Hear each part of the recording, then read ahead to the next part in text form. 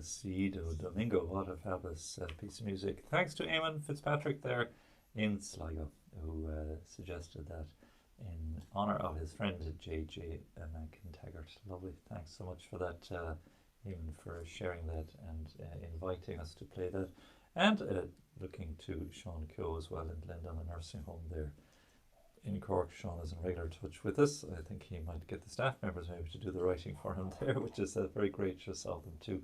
And thanks for looking after Sean. He says, we're all well in Glendon, if you can say a prayer for us all too.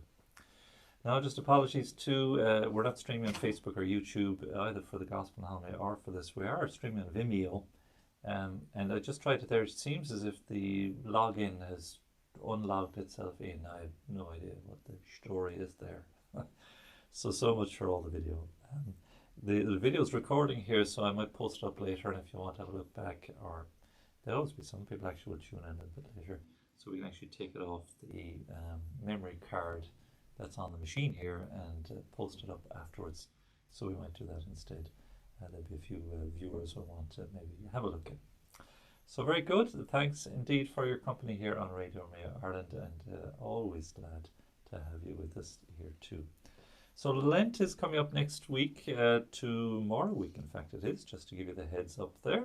And it's a marvellous time of the year, of course. Ash Wednesday, a day of fasting and abstinence for us, and a season for us to reflect and again to enter into prayer, fasting and alms giving, to regroup and reorder our spiritual lives. Now, if you're a regular listener or regular companion of Radio Maria Ireland, we are seeking to do that all the time and providing the resources, if you want, to accompany you on that journey right throughout life, not just, of course, for Lent.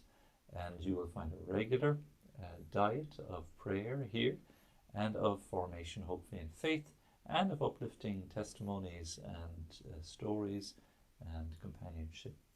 Lovely to listen to the two girls last night at Talitha Coombe. It's a new show at 6:10 on Mondays. Chrissy and Aisling are accompanying us there, and they have wonderful plans for that show on Monday evenings, and in relation to the dignity of women and womanhood, and being a young woman and living the faith and trying to give expression to that. And they have all kinds of great topics to touch in on. And please God, on Saturdays, I'm not sure when exactly it's going to begin, but it's certainly been talked about and is in preparation stage, a new show for young men likewise. So Brendan and Joe, with God's help, will initiate that. There is the new students show, the Newman Society, New Hearts it's called, at 2 o'clock on Saturdays as well, oriented again towards young people and young third level students. So if you know any third level students, let them know about this show on the radio on a Saturday at 2 p.m. here at Radio Maria. And we're seeking more and more to care for and cultivate the faith of our young people. And it's a great blessing to have these wonderful youth joining us here at the radio station.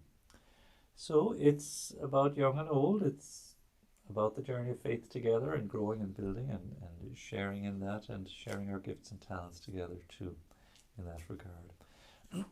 So this Thursday, of course, the feast day of Our Lady of Lourdes, and looking forward to a chat with our good friend Morgan Sharp at lunchtime, 1 to 2, in relation to the feast day of Our Lady of Lourdes and our own respective love for this beautiful shrine, and inviting one or two guests maybe to come on and join and share with us too, and share with you. If you have a Lourdes story that you'd like to share with us here, we'd love to hear from you. Again, write to us, St. Anthony's Business Park, Ballymont Road, Dublin 22. Email us info@radiomaria.ie, and give us a text message there, WhatsApp, even a voice message on WhatsApp, 089 467 2000.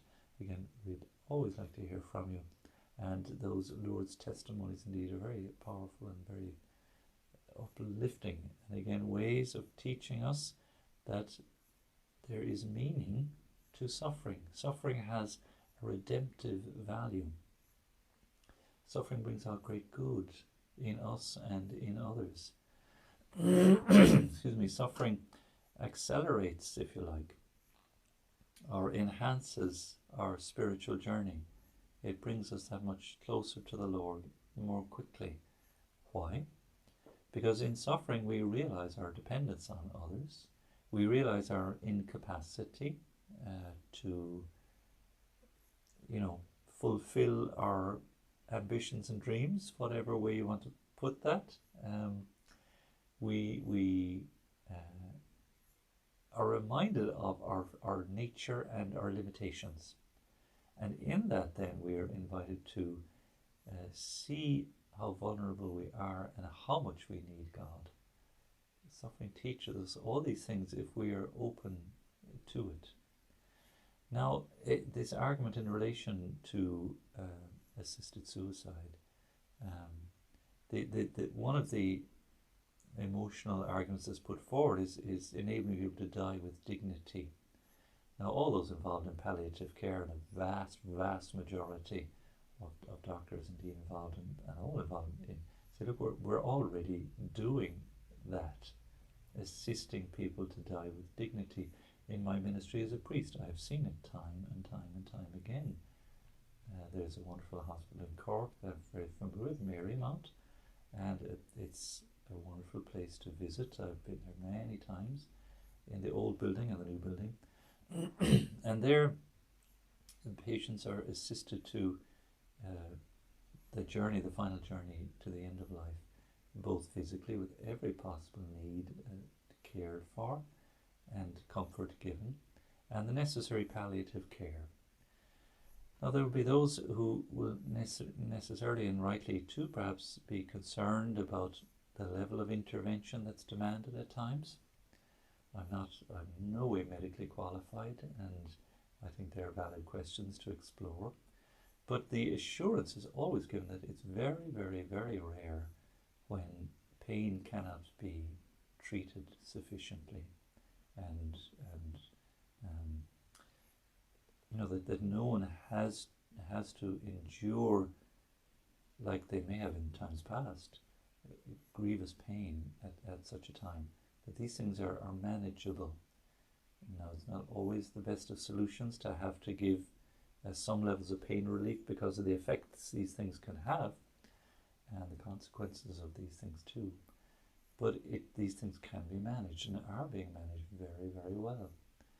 And insofar as it's possible to retain our faculties and it's possible to prepare ourselves spiritually, all of that help is readily available as well. So when this kind of euphemism in a way of dying with dignity is brought up, it's already the case. And I can vouch for that in my own personal experience and see it and really thank God for so many wonderful caring nurses, doctors, and all the staff that run such places of care. And even it's possible to receive palliative care at home too. And time and again I've seen that those who minister this treatment do so with such dignity. That's been my experience. And again, it may not be a universal one. I know there are certain cases where questions have just been asked. Was the intervention at the level it was undertaken the right amount? And it's always, these things are asked after the event, and it's, again, I'm not an expert. I simply cannot answer those types of questions. You need to be an expert, I suppose. But in my experience, I've seen how staff and doctors especially try to help the family of patients understand what's going on and what's taking place. If there's organ failure going on, if the person is simply at a level of weakness where they're already, as it were, coming to a natural end, any other kind of intervention at that stage would be unwarranted and would be inhumane, in fact, too. To sort of sustain the life when it's obvious that it's coming to a natural end. And these things are difficult to discern. But it's very beautiful the way this work is undertaken.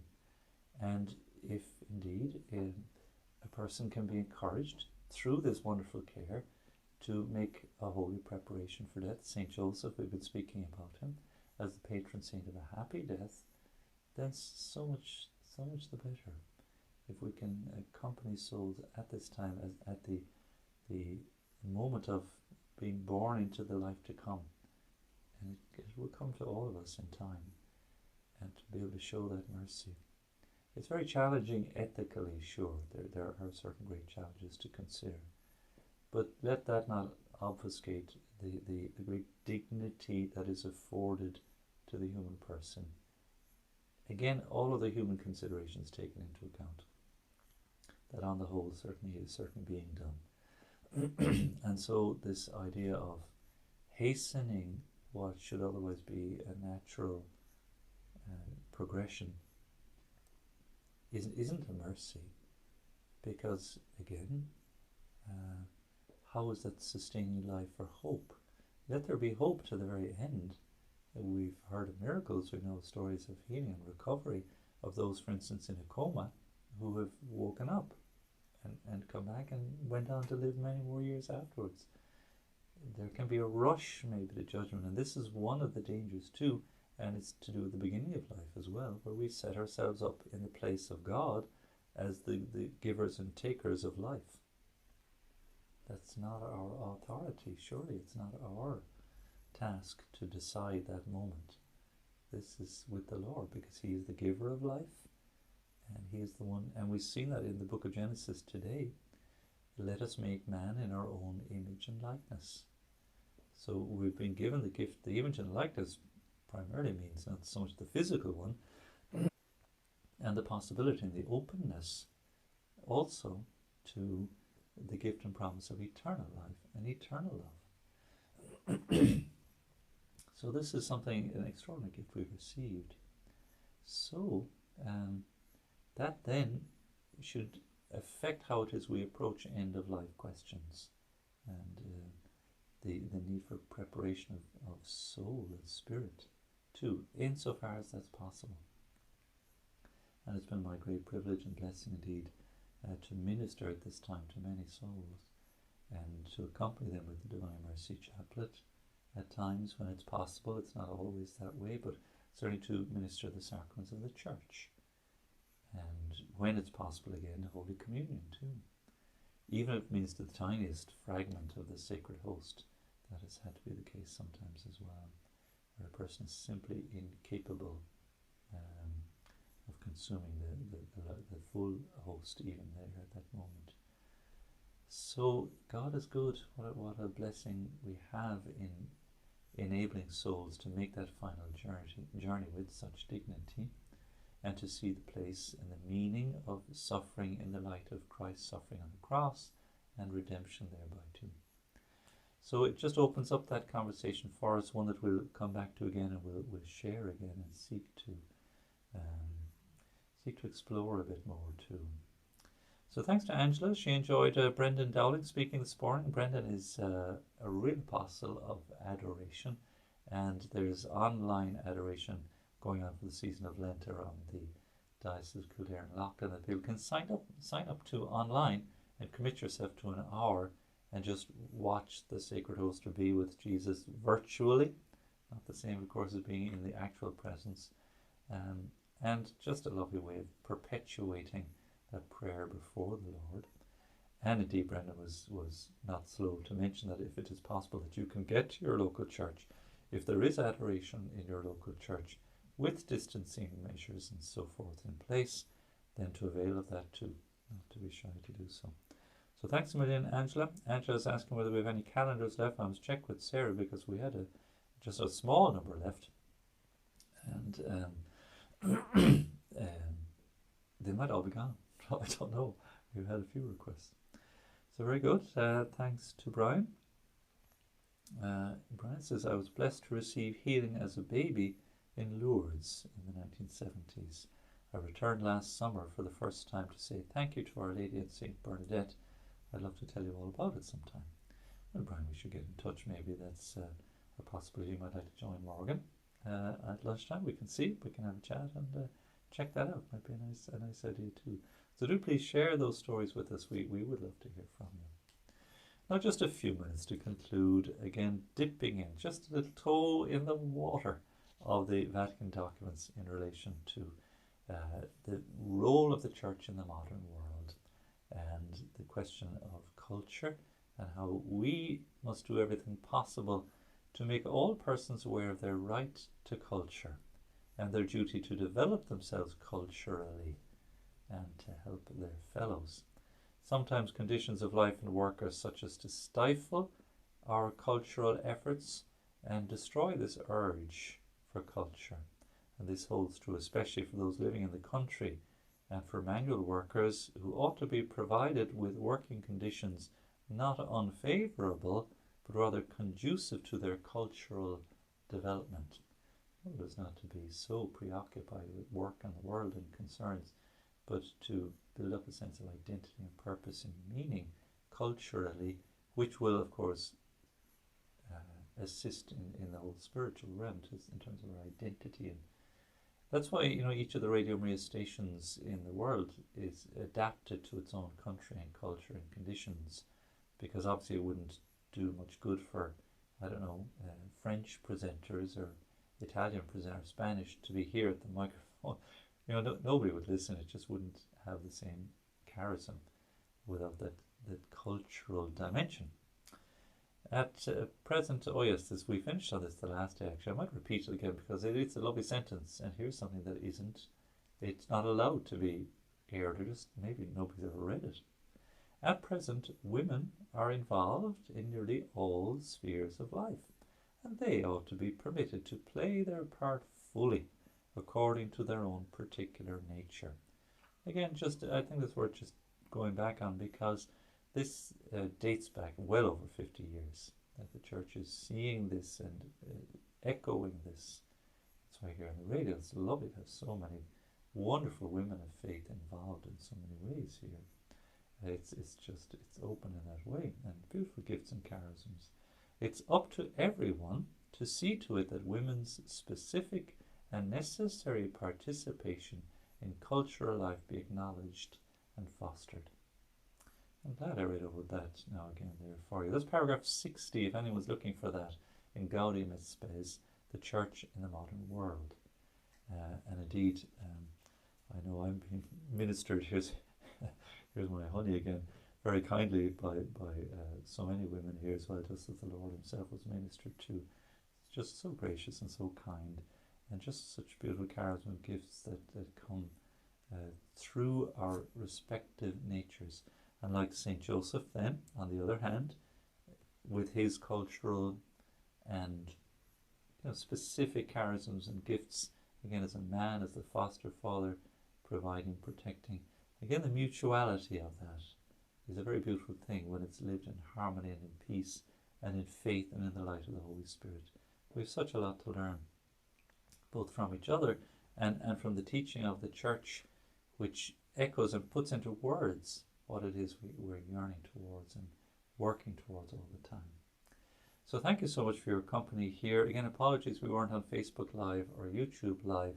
I'll have a go at uploading the videos that are saved on the camera now to our social media later on, and to see if that will work to good. I'll try to figure out what's wrong. For some reason it's got logged out. It logged itself out. I have no idea why that would be. And we'll fix that again. This is such the technology. Happy days. So good, great that you can be with us, great that you can join with us. Thank you so much for sharing with us. Unfortunately, Aisling isn't with us yet. She'll be back, please God, fully recovered very soon, and we'll have your say updated. There's quite a lot of correspondence to wade through, so she'll have a bit of catching up to do there again, but looking forward to that as well. So the time's coming up to 12 o'clock. God bless you all, and thank you for your company. We'll just pause to stay with us for our Angelus and our midday prayer. God bless you. Bye for now. Talk to you tomorrow. Please God.